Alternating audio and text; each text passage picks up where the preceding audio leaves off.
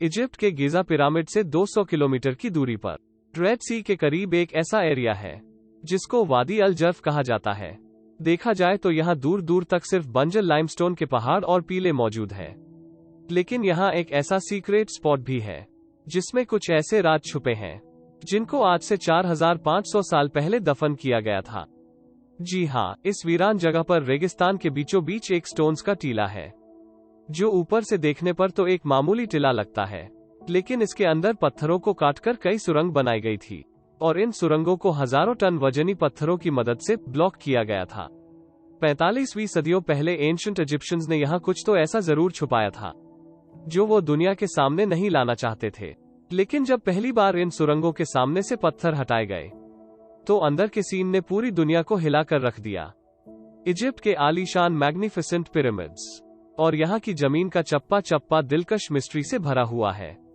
वैसे तो पूरे इजिप्ट में अभी तक 118 पिरामिड्स ढूंढे जा चुके हैं, लेकिन विश्वास है कि कई पिरामिड्स इजिप्शियंस और अफ्रीकन रेगिस्तान में रेत के टीलों के नीचे अभी तक छुपे हुए हैं। जो पिरामिड्स दुनिया के सामने मौजूद हैं, उनमें से सबसे बड़ा इजिप्ट के शहर कायरो में मौजूद है, जिसको पिरामिड ऑफ कुफू कहा जाता है। 480 फीट ऊंचा यह पिरामिड इजिप्ट किंग कुफू ने बनवाया था, जबकि इसके बराबर में ही 450 फीट ऊंचा यह पिरामिड किंग कुफू के बेटे किंग काफिरे ने अपने राज के दौरान बनवाया था। आश्चर्य की बात तो यह है कि हर एक पिरामिड्स को बनाने में 25 लाख लाइमस्टोन के स्क्वायर और रेक्टेंगल ब्लॉक्स यूज हुए थे और हर एक ब्लॉक का वेट 2500 किलोग्राम्स बताया जाता है। यह इतना ही वेट है जितना कि 2 हैचबैक गाड़ियों का वेट होता है। इतना ज्यादा वेट 480 फीट की ऊंचाई तक लेकर जाना और हर एक ब्लॉक को परफेक्ट एंगल पर रखना एक ऐसा टास्क है जिसको आज के समय में मशीन की मदद से ही परफॉर्म करने में कई साल लगते हैं। तो सोचे यह काम 45वीं सदियों पहले बिना मशीन के कैसे किया गया होगा। यह एक ऐसी मिस्ट्री है जिसने पिछले कई 100 सालों से दुनिया को हैरान कर रखा है।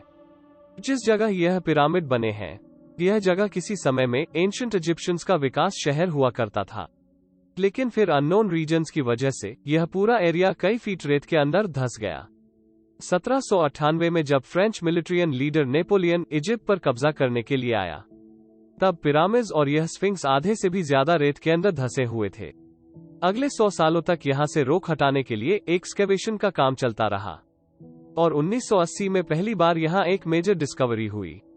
पिरामिड ऑफ काफरे के बराबर से उन वर्कर के ढांचे मिले जिन्होंने कुफू के बेटे काफिरे का पिरामिड बनाया था। कई स्केलेटन का जांच करने के बाद मालूम पड़ा कि ये लोग स्लेव्स नहीं थे, क्योंकि इनको अच्छा खाना खिलाया जाता था और उनकी मरहम पट्टी भी की जाती थी। इन वर्कर्स को अपने किंग का पिरामिड बनाने के बदले में पिरामिड के बराबर में ही दफन किया गया था।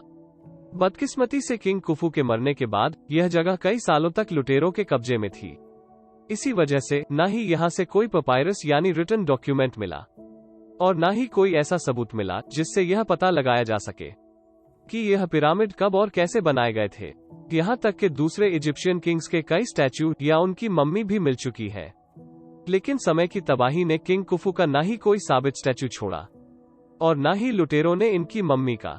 सिर्फ किंग कुफू का एक उंगली की साइज जितना यह स्टैच्यू मिला था, जिसको कायरो म्यूजियम में रखा गया है।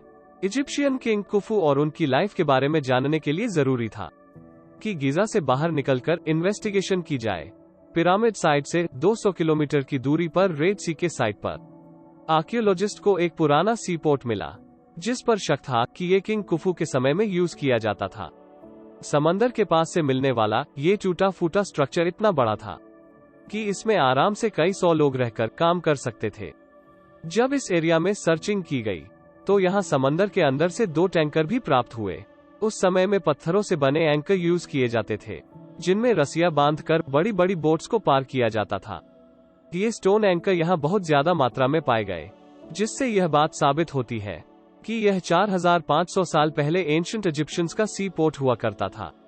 अगर यह पोर्ट था तो ऑब्वियसली इसमें चलने वाली कश्तियां या उनके पार्ट्स यही आसपास ही कहीं रखे जाते होंगे और एक्सपर्ट्स को उन्हीं कश्तियों की तलाश थी। कई सालों की मेहनत के बाद आखिरकार इजिप्टोलॉजिस्ट को पोर्ट से थोड़ी दूरी पर लाइमस्टोन के एक टीले के अंदर बड़ी महारत से खोदे गए कई टनल्स मिले, जिनकी एंट्रेंस को बड़े बड़े पत्थरों की मदद से ब्लॉक किया गया था। इस बात के काफी चांसेस थे कि यही वो जगह थी जहां एंशिएंट इजिप्शियंस अपनी कश्तियां लुटेरों से छुपाया करते थे। लेकिन आर्कियोलॉजिस्ट की टीम को इस बात का बिल्कुल भी पता नहीं था कि यहां से उनको कश्तियों से बढ़कर भी कुछ खास एविडेंस मिलने वाला है। जब इन टनल्स की एंट्रेंस के सामने से पत्थर हटाए गए तो अंदर वो सीन देखने को मिला जो पिछले 4500 सालों से किसी ने भी नहीं देखा था। काफी बड़े और स्पेसियस स्टोरो टनल्स में से कोई बोट तो नहीं मिली, लेकिन बोट के कई पार्ट्स जरूर मिले। इन पार्ट्स के अलावा यहाँ कई पत्थरों पर किंग कुफू का नाम भी लिखा हुआ पाया गया। फ्रेंच इजिप्टोलॉजिस्ट पियर टैलेट इस नाम से अच्छी तरह से जागरूक थे, क्योंकि उन्होंने कई हायरोग्लिफिक्स पे यह नाम पहले ही देख रखा था। इस पर जो लिखा था उसका मतलब है, हमारा भगवान कुफू हमारी रक्षा करे। अपने किंग को भगवान मानते थे और वह जहां भी काम करते थे वहां अपने भगवान यानी किंग कुफू का नाम जरूर लिखते थे। पत्थर पर लिखा ये नाम इस बात की निशानी थी कि ये एंशिएंट स्टोर रूम किंग कुफू के समय में यूज होता था। इस सीक्रेट स्टोर रूम पर जब इन्वेस्टिगेशन की गई तो आश्चर्य तौर पर यहाँ से बहुत नाजुक हालत में पपायरस भी मिला, जो एक भारी पत्थर के नीचे दबा हुआ था। पपायरस एक मोटे कागज की तरह होता है जिसको पपायरस के प्लांट से तैयार किया जाता था। उस समय में सारी कागजी कार्रवाई इन पपायरस पर की जाती थी।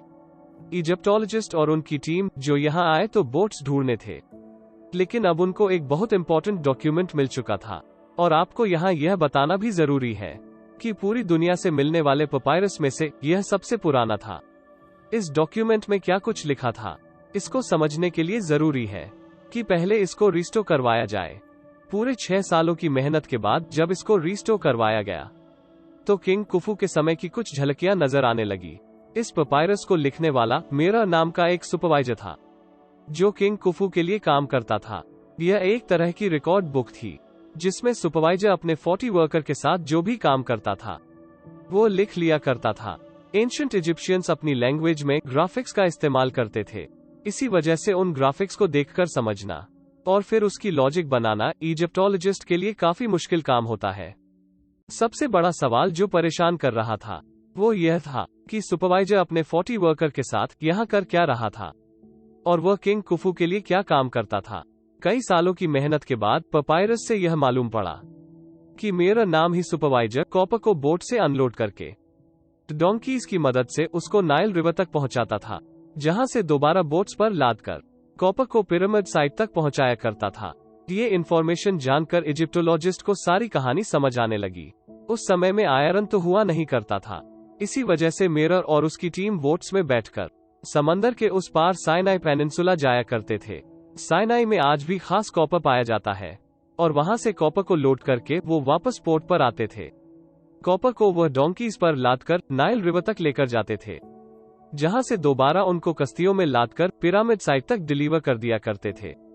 इजिप्टोलॉजिस्ट का मानना है कि सिर्फ एक बारी में ही वो इतना ज्यादा कॉपर डिलीवर कर देते होंगे कि अगले 2 सालों तक दोबारा जरूरत नहीं पड़ती होगी, और तभी इन 2 सालों के लिए वो अपनी वोट को डिसअसेंबल करके वादी अल जर्फ के इस सीक्रेट स्टोर रूम में रख दिया करते थे। लेकिन सवाल यह है कि पिरामिड की कंस्ट्रक्शन में कॉपर कहाँ इस्तेमाल होता था, जबकि यहाँ तो सिर्फ लाइमस्टोन और ग्रेनाइट के पत्थर ही नजर आते हैं। असल में कॉपर की मदद से वो टूल्स बनाते थे जिनको लाइमस्टोन के ब्लॉक्स बनाने में इस्तेमाल किया जाता था। पिरामिड साइट से कुछ ही दूरी पर स्थित लाइमस्टोन के बड़े बड़े पहाड़ मौजूद हैं और इस जगह को टूरा कहा जाता है। इजिप्टोलॉजिस्ट को इस जगह से कई सबूत मिल चुके हैं जिससे यह पता चलता है कि पिरामिड बनाने के लिए लाइमस्टोन के ब्लॉक यहीं से काटे जाते थे। लेकिन कैसे ऐसे 2.5 टन वजनी ब्लॉक को पहाड़ से अलग किया जाता था, और वह भी परफेक्ट शेप में, यह जानने के लिए जरूरी था कि कॉपर टूल की मदद से खुद एक्सपेरिमेंट किया जाए। आर्कियोलॉजिस्ट की टीम ने लाइमस्टोन पर पहले एक ब्लॉक की शेप ब्लॉक करके अपना वर्क एरिया डिफाइन किया और फिर कॉपर टूल्स की मदद से उसको काटना शुरू किया। पहले तो लाइमस्टोन को काटने में काफी मुश्किल हो रही थी, लेकिन फिर पानी का इस्तेमाल किया गया।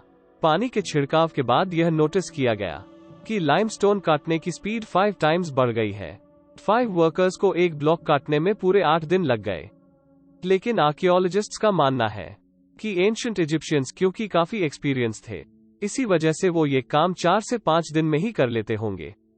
इजिप्टोलॉजिस्ट और आर्कियोलॉजिस्ट्स को कुफू पिरामिड की कंस्ट्रक्शन के रहस्य अब सुलझते दिखाई दे रहे थे। सिर्फ एक इम्पोर्टेंट डॉक्यूमेंट हाथ लगने से वो अब यह जान चुके थे कि कॉपर कहां से इंपोर्ट किया जाता था। एक सुपरवाइजर के साथ 40 वर्कर की टीम कैसे अपनी बोट्स को वादी अल जर्फ में सीक्रेट स्टोर रूम में छुपाया करती थी, और लाइमस्टोन के बड़े बड़े ब्लॉक को कैसे कॉपर टूल्स की मदद से काटा जाता था। एक्सपर्ट्स की टीम को अब यह जानना था कि लाइमस्टोन के ब्लॉक काटने के बाद उनको पिरामिड के टॉप पर 480 फीट की ऊंचाई तक कैसे पहुंचाया जाता था। बदकिस्मती से पिरामिड में ऐसा कोई सुराग नहीं छोड़ा गया था जिससे यह पता लगाया जा सके। इसी वजह से यह जानने के लिए भी पिरामिड साइट से हटकर एविडेंस सर्च करने की जरूरत थी। गीज़ा में पिरामिड साइट से 30 किलोमीटर की दूरी पर रेगिस्तान की कड़कती गर्मी के बीच हेट नूब का मकान स्थित है। यहाँ आर्कियोलॉजिस्ट की टीम को वो जगह मिली जहाँ से एंशिएंट इजिप्शियन स्टैच्यूज बनाने के लिए एक खास किस्म का स्टोन निकाला करते थे। यह पत्थर इजिप्शियन एलिबास्टर के नाम से जाना जाता है, जिससे इजिप्शियन किंग अपने स्टैच्यूज बनवाया करते थे। इतने बड़े स्टैच्यू बनाने के लिए यहाँ से काफी बड़ा स्टोन निकाला जाता होगा, और वो भी वन पीस में जमीन के कई फुट नीचे। इस खास स्टोन को निकालकर ऊपर कैसे लाया जाता था, यही जानने के लिए 100 से भी ज्यादा वर्कर्स और आर्कियोलॉजिस्ट की टीम यहाँ आई थी।